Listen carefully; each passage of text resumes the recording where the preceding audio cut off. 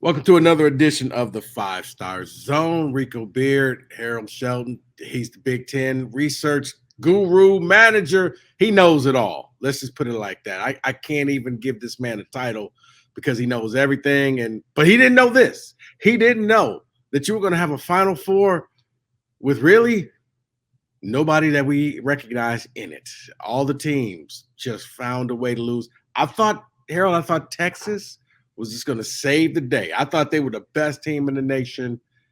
And then they found a way to just stop scoring at the end of the game. They let Miami come back. And you got two teams from Florida, San Diego State. I mean, did you remotely see this one coming? No, I can't lie and say I did. I thought San Diego State would give Alabama a game. I didn't know that they would just completely take them out of everything that they wanted to do, and pretty much just ran away from them, as San Diego State can do. We know they're not a high-scoring team, but, I mean, they just suffocated them to the point where Alabama didn't want to do anything besides shoot threes, and San Diego State was just much tougher than them. FAU. Yeah, before we get Brandon Miller, is it safe to say that the pressure finally caught up to him? I mean, if you look at it, it certainly seems that way. I mean, he didn't shoot well for the entire tournament. He was scoreless in the first round, and nobody really thought it was a big deal because he was decent against Maryland. And, right. They won the first two games by 20. So you're like, all right, well, at a certain point, Brandon Miller's going to play well, and then, their game's going to get elevated. Never happened. And the stuff that we saw all year from him, he basically just turned into a jump shooter. He wasn't the guy that we saw most of the year. And San Diego State said, that's fine with us. Like, you're not driving in on us. You're not getting all these easy layups and dunks. Right. You're not doing everything. Because, I'm like, okay, when the news first came out, he carried the team. The team didn't do well, but the tournament, it was like Alabama's nothing without him. And yeah, I kind of figured it would happen. I thought it was going to happen in the next round for Bama. I didn't think it was going to happen in the Sweet 16 round. And then, you look back to, Kansas State, the Michigan State game. Wow. It was a classic to some. To some, it wasn't. When you look at what happened on the court, I don't know if I've seen a better performance from a point guard in a long time in an NCAA tournament game. Yeah, no doubt. I think Michigan State made it a lot easier for him. The fact that there were so many assists where it was just one pass, a guy wouldn't even have to dribble. You just go up and get a layup, go get a dunk, because Michigan State continuously got lost on defense, continued to ball watch for way too long. Thought they overhelped way too much. I would have preferred to see Jay Nakins on Noel. I thought his athleticism and his height and his length could have bothered him a little earlier. I get, trying to put Tyson on him because Izzo thinks Tyson's the best perimeter defender on the team and all of that, but it clearly wasn't working. No. And so I was a little surprised that it took as long as it did for them to put Akins on him. And it seems like those assists got cut down a little. But in the end, too many guys were ball watching, whether it was Hogarth losing his man, whether it was Sissoko losing his man, it just happened way too often. Yeah, I mean, and then I think he caught everybody ball watching from that half court alley-oop where it looks like he's yelling with the coach, him and Tang going back and forth. And then, oh yeah, by the way, yeah, there's Keontae, boom, alley-oop. At that point, you're just shaking your head. Now, I did think State had an opportunity. Tyson Walker hit the three, overtime. Okay, but man, the game for MSU was probably the worst 45 seconds of Malik Hall's career.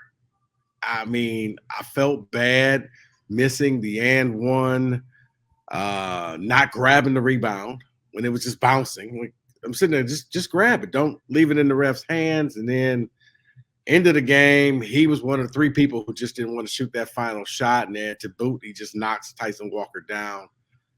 And that's ball game. So, yeah. Yeah, that was definitely frustrating. And he also missed he split from the line with a chance to tie it late in overtime. Yeah. So if you include that too, it wasn't his finest moment for sure. Um, it was just frustrating because it was certainly a game that was very winnable, and it looked like they had several opportunities to do so, but for whatever reason, just couldn't get the key stop when they needed to. And for 2 months, this is kind of what they've been. They've been really good offensively and wouldn't play defense, or they would really lock in defensively and couldn't score. There was rarely a time where they were able to marry the two things together, where you could have a good offense and a good defense. We really didn't see it, maybe early January. It's probably the last time that we did. And it was kind of fitting that that was the way that they went out, by shooting a lot of threes and making them, and, giving up a bunch. And, you're giving up, was it 98 points? I think it was 80 something in regulation. And Yeah. that was kind of fitting for how these last 2 or 3 years have been with the NCAA tournament. If you look back at the Duke loss, they gave up, 58% shooting. If you go back to the UCLA loss in the play-in game, Aaron Henry misses a box out, they go to overtime. It's the little things that you're used to seeing Michigan State do that they haven't done these last 3 years, and they've definitely left some opportunities on the table. It's funny you say that, because it really boils down to Izzo, at the after they beat Marquette, I'd asked them, it's possible you may be the only team, because Indiana hadn't played yet, that advances to the second weekend. And he's a proponent saying, he's pro Big Ten. Well, the stats ain't showing that the Big Ten is one of the best conferences. You could say that all you want. Harold, I guess the biggest thing, what does the Big Ten have to do to get back to being the best conference and actually winning this thing? I mean, the irony is, I'm wondering, will the Big Ten win a national title before Mateen Cleave's son is in college? Ooh, that's a good question. Again, I know we've talked about it in the past, and I still think it relies on having elite guards.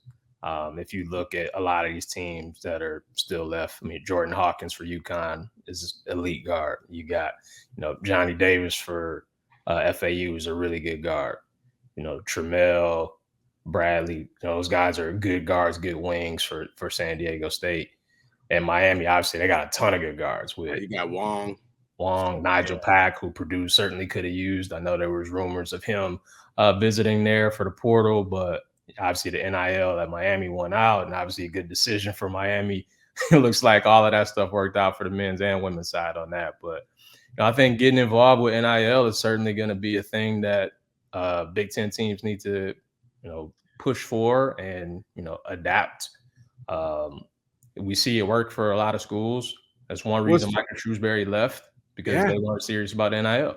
And it's funny you talk about the NIL, because in a copycat league, does everybody follow Miami? Because it kind of seems like Miami not only bought a men's team, they bought a women's team. And yeah, the players, they offered the money and the players showed up and came. Yeah, exactly. And you see it in football too. Like, they had a top 3, top 5 class, and NIL was ready to go. And see, here's the thing though. In football, you saw Miami, you saw Texas A&M offer all that money, but the teams didn't do well. In hoops, you seeing teams winning. Like, maybe it doesn't work in football to just throw cash at folks, but in hoops, if you could get 2 or 3 players to join your team, maybe that is the way to go. Maybe that's how you keep them from going to the G League. And because if anything, this Final Four has shown, if you're willing to pay the money, anybody can get to the Final Four now. Yeah, exactly. And I think you're right in terms of the football part. You need so many good players to be really good in football, or in basketball, if you get 2 or 3, that's basically 25% of your roster, as opposed to, whatever it is in football. And so I think if you can get a transfer or 2, whether that's with NIL or whatever the case is, I think you position yourself well. I know going into the Elite 8, 7 of the 8 teams that were available or still alive, they had a top 3 scorer on their team from the portal. So that's the way it goes now. Like, you have to be able to have a guy, or 2 that you can blend in. If you happen to miss in recruiting somewhere, that's the way where you can go ahead and plug that hole, use this guy for a year or 2, and then move on. I don't know if you can necessarily live in the portal, but I certainly think you can supplement. And we saw Izzo do it with Tyson Walker.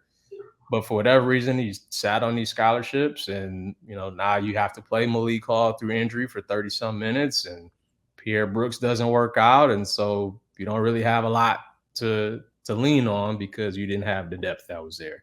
And so I think for a lot of these Big Ten schools, they have to figure out ways to get really good guards, even if they're from a mid-major level. You can see that they can still play. So you got nothing but mid-majors, 2 mid-majors in this Final Four. So Yeah. you got to find a way to find some players to help your team.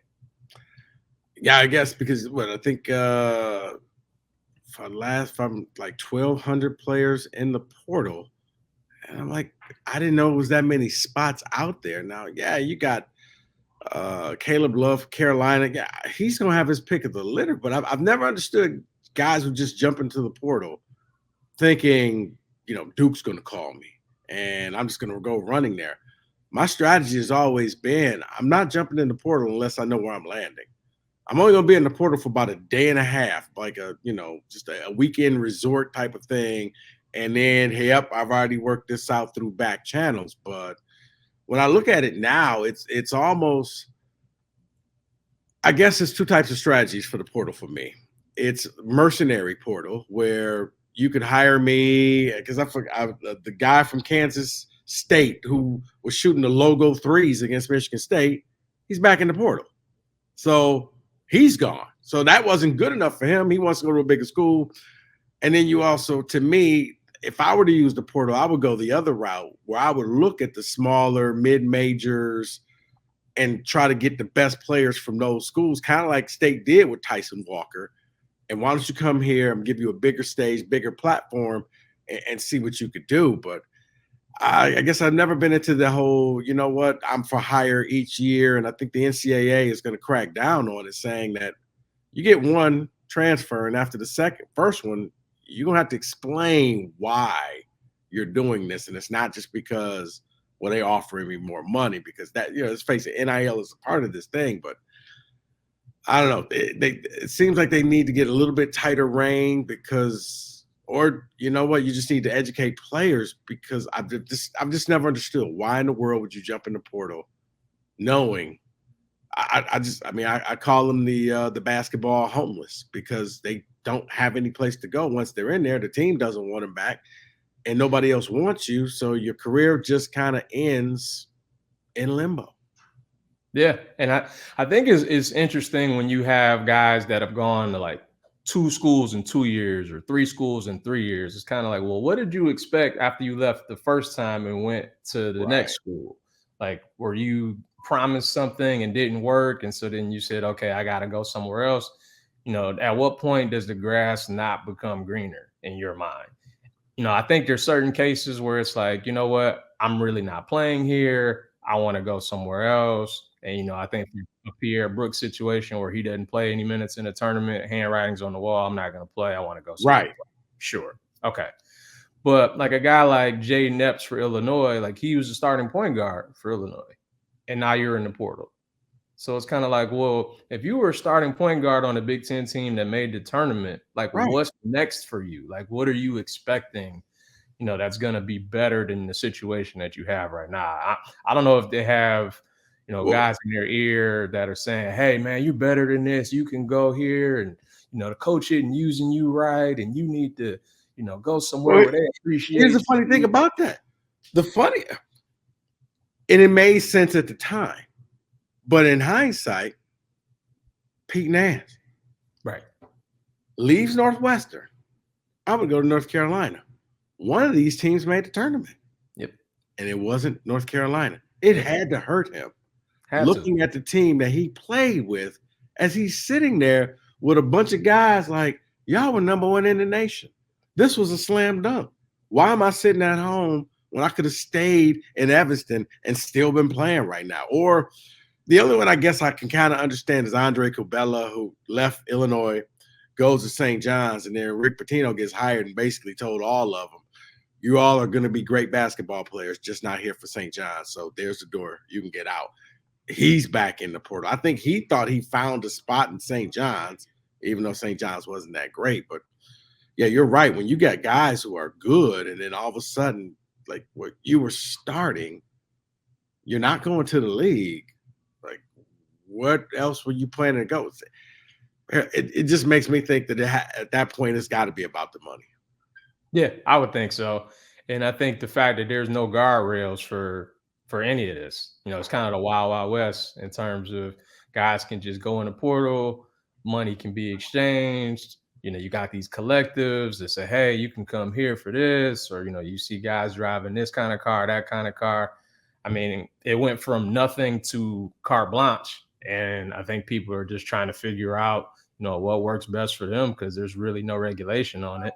And I think that that's been a big issue. I was reading an article a couple of days ago where I guess Izzo was talking about, the extra interviews he had with people and making sure he's trying to keep the guys that he has on the roster. But, he's heard about other schools like Minnesota where guys are in the handshake line and, an opposing player or coach might like bump into a Minnesota player. It's kind of like, hey, we're interested in you. Let's talk.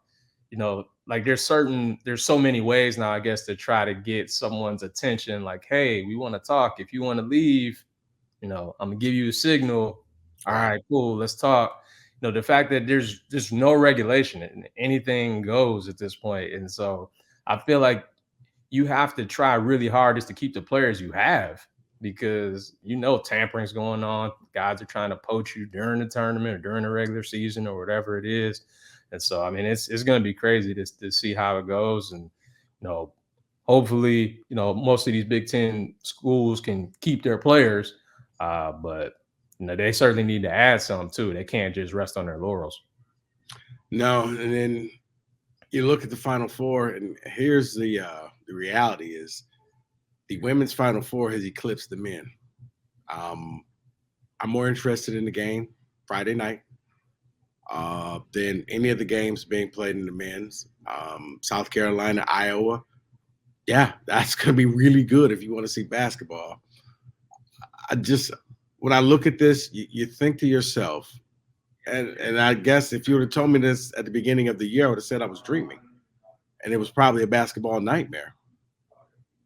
But either Florida Atlantic or San Diego State's going to be in a national title game.